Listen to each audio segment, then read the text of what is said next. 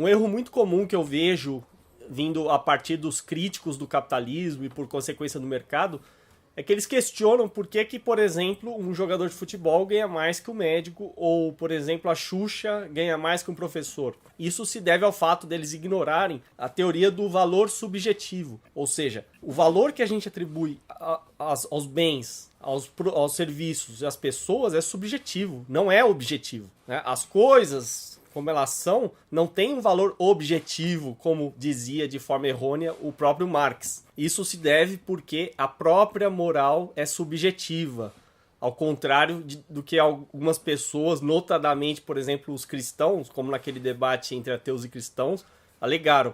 Se a moral fosse objetiva, como eles disseram, então todas as sociedades seriam exatamente iguais. E as sociedades, na verdade, são diferentes porque são baseadas em uma moral subjetiva. Em algumas sociedades é aceitável, por exemplo, pena de morte, né? Em outras não. Além do que, eles se esquecem de outro detalhe importante. Se você pegar, por exemplo, um Neymar ou a Xuxa, eles têm um público muitíssimo maior, né? Assim como qualquer artista tem um público muitíssimo maior do que qualquer professor ou médico, que está limitado no número dos seus clientes. Além do que, quantas pessoas fazem o que o Neymar faz, ou qualquer outro craque aí do futebol faz? Pouquíssimas pessoas. Isso torna o valor dele mais alto perante o mercado. O mercado é baseado em oferta e procura. E é assim que tem que funcionar. E o que eu quero dizer aqui é que o mercado é amoral. Ele não pode ser submetido a uma moral que é subjetiva. Do contrário, se você impor a sua moral subjetiva a todos, você está criando uma ditadura. Você está dizendo que o seu julgamento moral sobre bens, produtos ou as pessoas é o que deve predominar.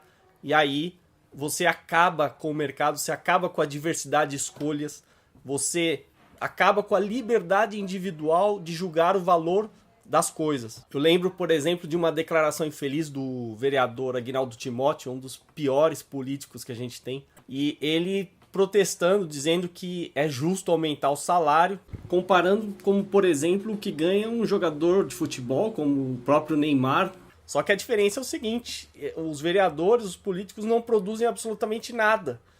E ele está se baseando em quem produz, em quem de fato o mercado premiou, né, reconheceu que aquele serviço é útil.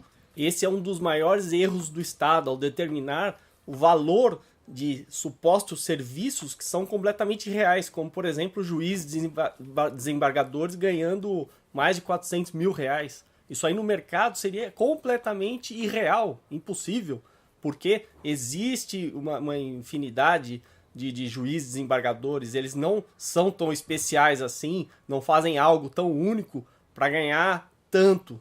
E essa é uma das explicações porque o socialismo fracassou completamente no mundo. Porque ao você admitir uma economia planejada, submetida a um poder central que atribui valor objetivo a tudo, você acaba com o mercado, você acaba com o dinamismo do mercado.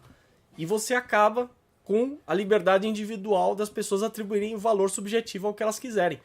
Quando alguém vai produzir um produto, ele tem que determinar os custos de produção baseado na expectativa subjetiva dos consumidores e não o contrário. Não adianta você produzir algo com custos altíssimos e depois colocar um valor seu próprio, né, altíssimo, se isso não corresponde à expectativa subjetiva dos consumidores.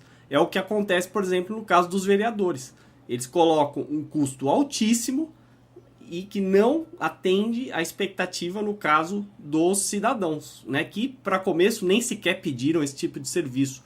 É um serviço tão ruim e tão medíocre que tem que ser imposto na base da força, coercitivamente, ao contrário do mercado que não impõe nada. O consumidor escolhe o que quer comprar ou não.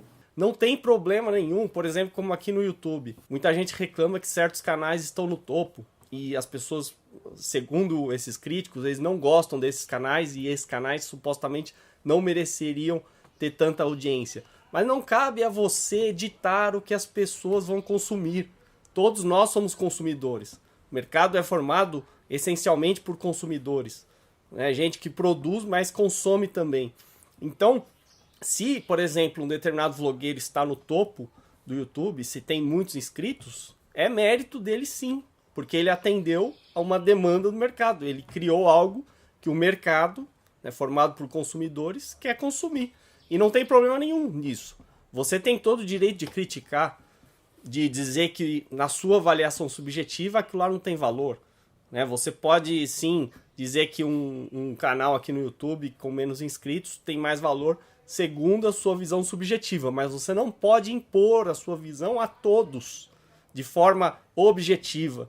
Do contrário, você instaura uma ditadura e acaba com tudo do bom e do melhor que o mercado tem. Se você quisesse fazer um professor, por exemplo, ganhar o salário do Neymar e o Neymar ganhar o salário de professor, você acabaria com ambas as profissões.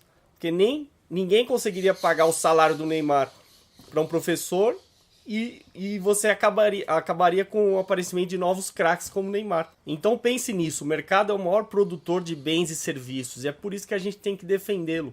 Tudo que a gente tem aqui, tudo que você usa na internet é produto do mercado, jamais do Estado. Então defenda quem produz e quem melhora a sua vida, não quem piora. O que a gente não pode é justificar isso e adotar políticas coercitivas para que as pessoas adotem valores que você impõe. Deixe as pessoas livres para julgarem subjetivamente o que elas quiserem, da forma que elas quiserem. Viva a liberdade!